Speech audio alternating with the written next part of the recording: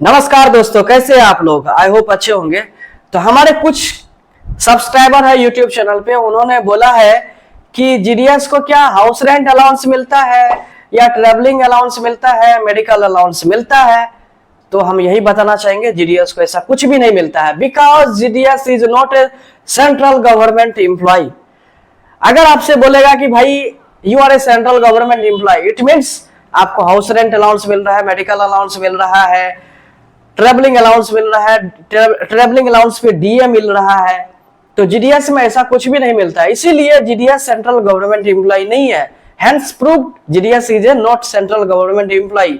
अगर आपसे कोई पूछेगा कि you are a central government employ, आपको बोलना है नहीं, हम सेंट्रल गवर्नमेंट एम्प्लॉय नहीं है। एक्चुअली क्या है कि सबको गलतफहमी हो जाता है कि जीडीएस भी सेंट्रल गवर्नमेंट एम्प्लॉय है। देखिए, जीडीएस सेंट्रल गवर्नमेंट का काम करता है, सब कुछ करता है, लेकिन सेंट्रल गवर्नमेंट का एम्प्लॉय नहीं है। समझ रहे हैं ना विनोद? समझ रहे हैं ना विनोद?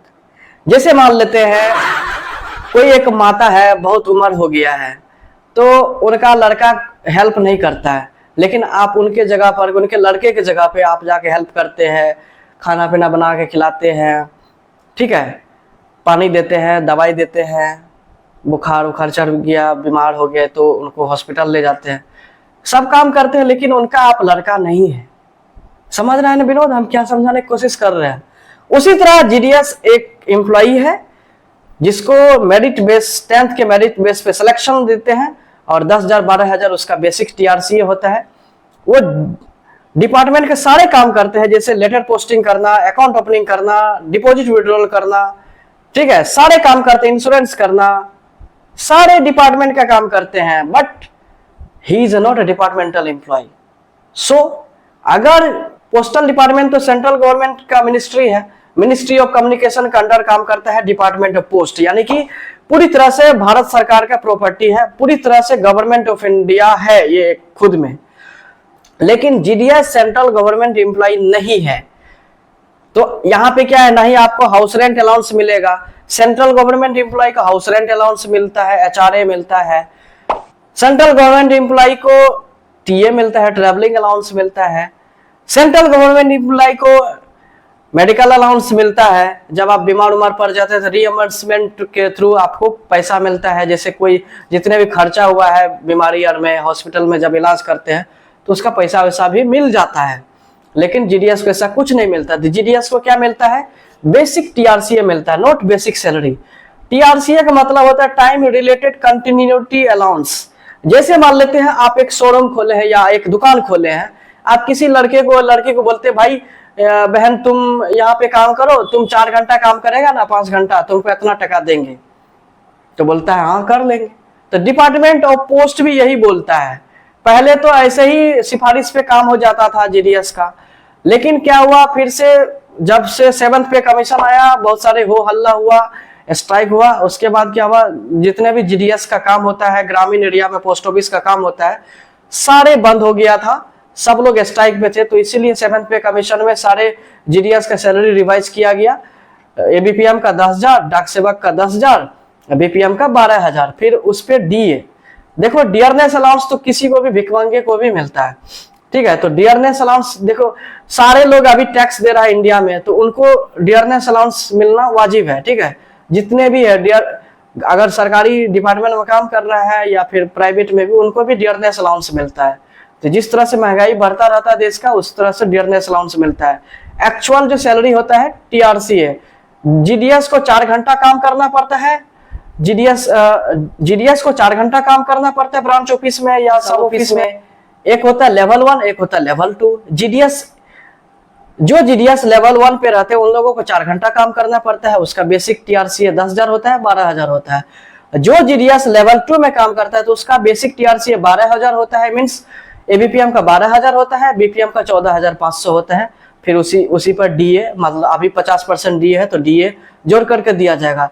अलाउंस के रूप में एक छोटा सा गिफ्ट के रूप में सोचो कि एक 500 रुपया का या 250 रुपया का ऑफिस मेंटेनेंस अलाउंस मिलता है। उसमें भी जीडीएस बीपीएम को, क्योंकि जीडीएस बीपीएम को अपने रुपया से रेंट पे एक रूम लेना पड़ता है जिसमें ऑफिस चलाना होता है, स्टैंडर्ड रूम होना चाहिए, इलेक्ट्रिसिटी, टेबल चेयर सब होना चाहिए।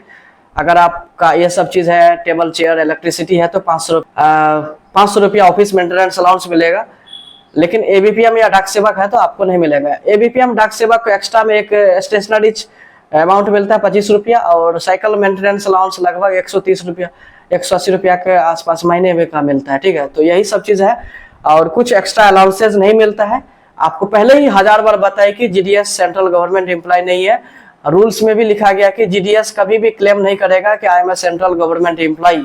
ये दिमाग में सेट कर लो, गलतफहमी नहीं होना चाहिए। कुत्ता पाल लो लेकिन गलतफहमी मत पालना भाई। बोलता है कुत्ता पाल लेंगे लेकिन गलतफहमी नहीं पालेंगे कि I am a central government employ. दिमाग में 1000 बार सेट कर लो, you are not a central government employ. ठीक है, लेकिन डिपार्टमेंट पोस्ट में काम कर रहे हो, सारा प्रॉपर्टी यूज कर रहे हो सेंट्रल गवर्नमेंट का, लेकिन आप नहीं हो एम्प्लॉय। वही सोतेला बेटा की तरह काम हो रहा है। तो हम यही बोलना चाह रहे हैं कि जीडीएस को कोई भी house rent allowance, medical allowance, travelling allowance कुछ भी नहीं मिलता। बस छोटा मोटा डियरनेस अलाउंस मिल जाता है और ऑफिस मेंटेनेंस अलाउंस मिलता है। उसमें भी जीडीएस बीपीएम को, एबीपीएम को नहीं मिलता है, ना ही डाक सेवक को मिलता है। ठीक है, और भी कुछ एक्स्ट्रा अलाउंसेस जो होता है कुछ भी नहीं मिलता है।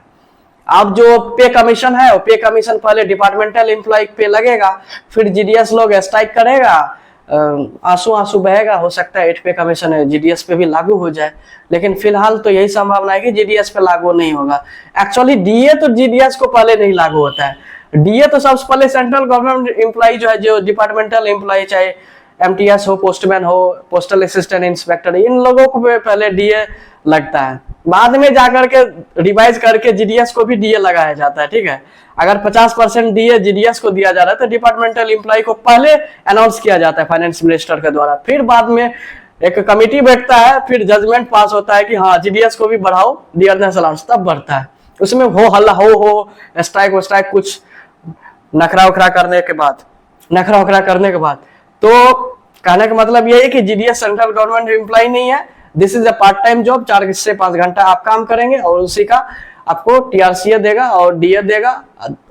एक्स्ट्रा काम करेंगे, टीडी खोलेंगे, इंश्योरेंस करेंगे तो आपको कमीशन देगा, दैट्स ऑल। कमीशन टीडी में 2% देता है, कमीशन टीडी में 2% देता है अगर 5 ईयर्स का टीडी करोगे। और अगर आप आरपीएलआई पीएलआई किया है तो लगभग स्टार्टिंग प्रीमियम का 10% या 20% मिलता है। ठीक है, उसके बाद 2% और 2.5% मिलना स्टार्ट हो जाता है उसके 1 साल के बाद। तो इस तरह से आपका कमीशन इंसेंटिव मिलता है।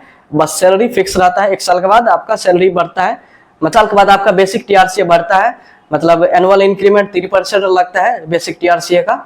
और अगर 10,000 है तो 3%, 12,000 है तो उसका 3%। ठीक है, तो 10,000 है तो लगभग कितना बनेगा, 300 बनेगा, 12,000 है तो 360 रुपया बनेगा। 1 साल बढ़ते रहता है। और डियरनेस अलाउंस हर साल बढ़ता रहता है, 2 बार बढ़ता है, 1 बार जनवरी, 1 बार जुलाई में। ठीक है, लेकिन इफेक्ट थोड़ा लेट से होता है, और लेट से अगर इफेक्ट होता है यानी डिक्लेयर लेट से किया जाता है फाइनेंस मिनिस्टर के द्वारा, तो जितने दिन पेंडिंग होता है, जितने मंथ का, उसका एरियर जोड़ के दिया जाता है, दैट्स ऑल।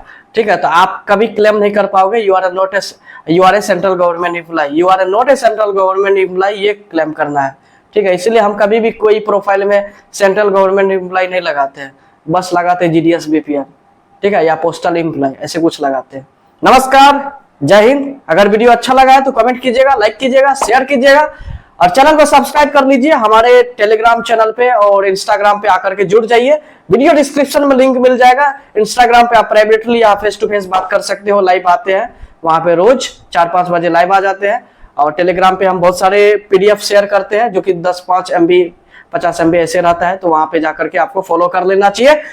नमस्कार।